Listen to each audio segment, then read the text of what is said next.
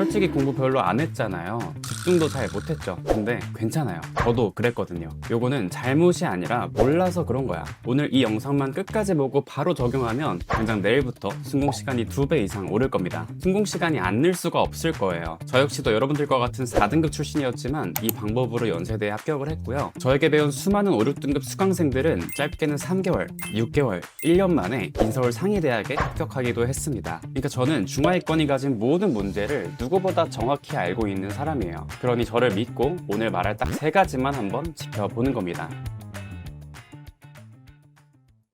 첫 번째, 제발 본인의 의지를 믿지 마세요. 이게 실패의 가장 큰 원인입니다. 많은 학생들이 내일부터는 진짜 딴짓 안 하고 집중해야지 라고 다짐을 하는데요. 근데 사실 뇌과학적으로 보면은 의지력은 무한한 어떤 에너지가 아니라 아침에 충전됐다가 저녁에 방전되는 약간 배터리랑 같은 거예요. 그래서 아침에 눈을 떠가지고 오늘 뭐 먹지? 뭐 입지? 어떤 공부하지? 이런 고민을 할 때마다 그 의지력 배터리가 계속 닳아 없어지는 겁니다. 그러다가 공부하려고 딱 앉으면 이제 배터리는 20%밖에 남지 않아서 의지력이 떨어지는 거예요. 그러다 보니까 핸드폰의 유혹도 이길 수가 없는 겁니다. 그래서요, 의지력을 아끼려면 선택 자체를 없애야만 합니다. 고민할 필요가 없는 환경, 즉 감금 상태를 만드는 거예요. 집에서 공부한다? 그거는요, 내 핸드폰, 침대, 컴퓨터와 계속 맞서 싸우면서 내 의지력을 낭비하겠다라는 선언과 같아요. 무조건 집 밖으로 나가셔야만 합니다. 관리형 독서실이든 학교 도서관이든 나를 감시할 수 있는 공간으로 반드시 가셔야만 해요. 그리고 스마트폰은요, 시야에서 아예 차단시키는 게 핵심입니다. 눈에 보이기만 해도요, 우리 뇌는 이걸 켤지 말지를 계속 고민하게 됩니다. 그리고 그 안에서 의지력이 계속 낭비가 되겠죠.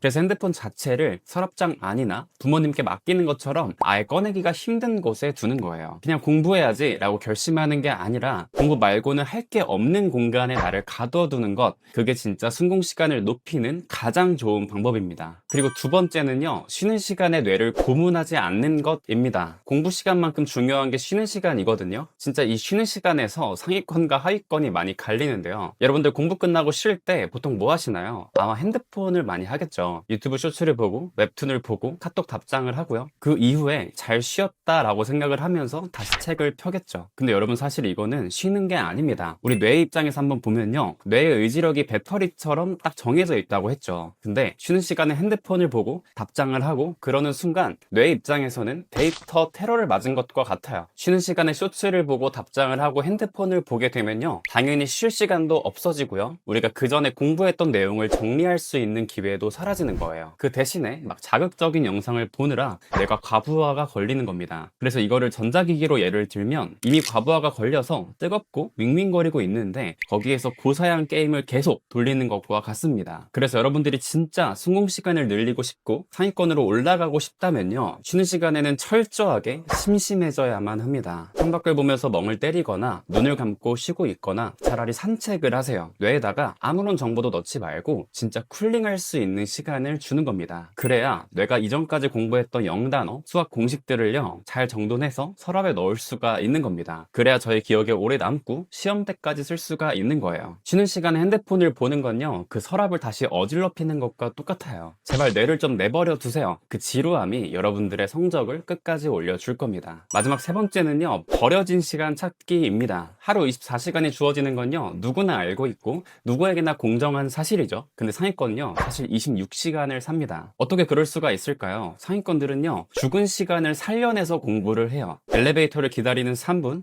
버스를 기다리는 10분, 머리를 말리는 15분, 이런 시간들이 되게 별게 아닌 것 같죠? 근데 이 시간들 다 모으잖아요? 하루에 60분에서 90분은 나옵니다. 이 시간을 알고도 그냥 흘려보내는 건요, 여러분들이 바닥에 10,000원이 떨어져 있는데 바쁘다는 이유로 죽고 가지 않는 것과 똑같아요. 단순히 이동하는 시간, 버스를 기다리는 시간 말고도요, 우리 하루에서 버려지는 시간들이 굉장히 많아요. 우리는 그 버려진 시간들을 차곡차곡 모아서요, 자투리 시간으로서 활용을 해야만 합니다. 근데 주의할 점이 있습니다. 이렇게 이동할 때 혹은 자투리 시간에 공부를 할 때는요, 새로운 이해가 필요한 공부는 하지 않는 것이 좋습니다. 수학 문제를 풀거나 비문학을 풀거나 하는 이런 깊은 이해가 필요한 공부들은요, 이동 시간에 자투리 시간에 할 때는 효율도 나오지 않을 뿐더러 애초에 집중이 잘 안 되기 때문에 스트레스만 엄청 받을 거예요. 그래서 이때는 단순히 반복과 인출만 하는 겁니다. 오늘 배운 영단어 30개 다시 외우기, 한국사 연표 다시 읽어보기, 탐구 과목 개념어 OX 퀴즈 하기. 저는 이걸 약간 보너스 스테이지라고 부르고 싶네요. 게임에서 약간 코인을 이렇게 줍듯이 그냥 뇌를 툭툭 건드려 주는 겁니다. 그런데 여러분 놀라운 게 뭔지 아세요? 남들이 버리는 이 자투리 시간 하루에 90분씩만 챙겨도요, 단 일주일이면 10시간이 됩니다. 그러니까 남들보다 문제집 한 권을 풀 수 있는 공짜 시간이 생기는 거예요. 이 세 가지만 다 지켜도 여러분들이 책상에 앉아있는 그 순간이 고밀도 순공 시간으로 바뀔 겁니다. 솔직히 하루 10시간 진짜 웃으면서 찍을 수 있어요. 그래서 오늘 배운 내용들을요, 그냥 흘러가듯이 지나가는 게 아니라 진짜 오늘 당장 내일부터 적용을 해서 변화를 경험하시길 바랍니다. 오늘 영상도 굉장히 유익했길 바라고요. 더 많은 정보를 원하시는 분들은 고정 댓글에 제가 입시성공 공식 유튜브 링크를 올려놨으니까요, 그걸 한번 봐주시면 좋을 것 같습니다. 그리고 제 수업에 관심 있으신 분들도 제 고정 댓글 한번 참고해 주시고요. 잘 모르겠을 때, 고민될 때 고정 댓글에 있는 채널톡으로 문의 주시면요, 제가 직접 여러분들의 자녀가 혹은 학생이 이 프로그램과 잘 맞는지 혹은 어떤 프로그램을 들어야 할지 상세히 안내 드리도록 할게요. 만약에 안 맞으면 절대 듣지 말라고 할 거니까 편하게 문의 주셔도 됩니다. 다음 영상도 최고의 정보로 가져오도록 하겠습니다. 지금 바로 구독과 알림 설정 부탁드리고요. 앞으로도 잘 부탁드립니다.